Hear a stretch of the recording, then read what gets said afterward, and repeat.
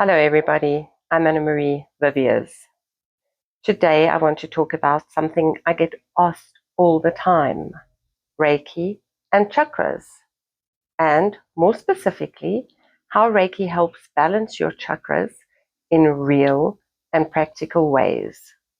Now, if the word chakras already makes you feel a bit unsure or squeamish, or like it's too spiritual, don't worry. I promise I'm going to explain this in very human, very everyday language. No need to know Sanskrit words or wear crystals to understand what this means. Think of this as understanding how your energy system responds to stress, emotions, and life, and how Reiki gently helps bring things back into balance. So what are chakras actually? Let's start simply. Your chakras are energy centers in your body. You can think of them like energy hubs, maybe even emotional power points. Each chakra is linked to certain emotions, certain life themes, and even physical areas in your body. For example, if you were feeling unsafe, anxious, or constantly worried about money or survival, that often links to the root chakra. Struggling to speak your truth or feeling unheard, maybe, that's commonly the throat chakra, literally situated at your throat. Always putting others first and feeling emotionally drained, that often sits in the heart chakra. When life happens, and boy, does life happen, stress, trauma, grief, burnout, overwhelm, these energy centers can become blocked or overactive, or possibly, worst case scenario, even depleted. And that's where Reiki comes in. So what does Reiki really do? You're probably going to ask now. Reiki is gentle, non-invasive energy healing. There's no forcing, there's no pushing, there's no fixing you. During a Reiki session, your body is actually doing the work. Reiki simply supports your natural ability to rebalance itself. When Reiki flows through the chakras, areas that are overactive start to calm down. Areas that are underactive gently receive more energy. Emotional tension begins to soften. The nervous system shifts out of fight or flight. People might say things like, I didn't even realize how tense I was until I felt my body actually relax. That's Reiki balancing the energy system from the inside out. How does Reiki balance each chakra?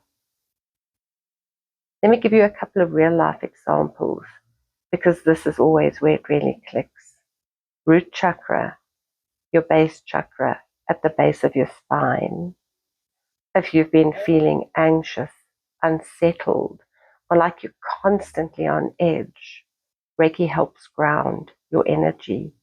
People often leave feeling safer, calmer, and definitely more present in their bodies. Sacral chakra, second chakra, just below the belly button.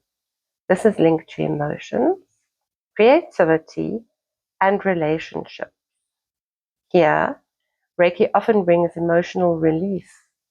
Sometimes people feel lighter, they feel more joyful, or often even emotionally unstuck. Solar plexus chakra, yeah, just under the breastplate or the breastbone. This chakra is about confidence, boundaries, and personal power. Reiki can help when you feel drained, people pleasing, or disconnected from your sense of self. And then we get to the heart chakra. This is a biggie. Grief, heartbreak, emotional exhaustion all sit here in the heart chakra. Reiki gently supports healing here. Many people feel warmth, softness, and often emotional relief. It's not unusual to shed a tear or two during a Reiki session. Then we go to the throat chakra, right here in the throat. If you struggle to express yourself or you think that you're unheard, Reiki helps unblock that stuck energy so that communication feels easier and a lot more authentic. And then we go to the third eye and the crown chakras. These are linked to intuition and to clarity. Here, Reiki often will bring a mental calm, insight, and a deeper sense of connection without ever being overwhelming. What does client actually feel during a Reiki session? One of the biggest misconceptions is that Reiki is dramatic or strange. In reality, most people feel things like deep relaxation, warmth or tingling, emotional release, mental clarity, or simply pure peace. Some people even fall asleep, which is actually a sign of the nervous system feeling safe enough to actually rest.